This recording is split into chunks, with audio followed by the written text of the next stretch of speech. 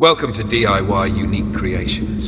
Today we are excited to explore a truly creative and unique piece of art.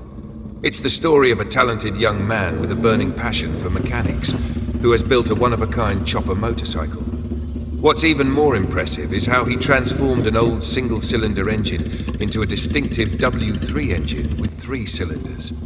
The process consists of 3 main parts. The first part involves upgrading the engine from a simple single cylinder to a W3 with 3 cylinders. Given the simplicity of the original engine, he had to weld aluminum to expand the engine block, mill the surface, and precisely position each component. This step requires deep knowledge of engine structures, extreme accuracy, and exceptional craftsmanship. The second part is about creating the frame, designed in the chopper style with an elongated fork and handlebars, breaking away from the traditional design. This is the most noticeable difference that sets the bike apart with its bold, standout style.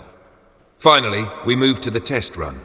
The 3-cylinder engine roars powerfully, paired with the custom chopper frame, creating a truly unique motorcycle with a distinctive American cowboy spirit. It's undeniably a one-of-a-kind masterpiece, created by the ingenuity and skill of a self-made craftsman. That's our impression, but what's yours? Feel free to leave your thoughts in the comments below. Don't forget to watch the entire process from start to finish.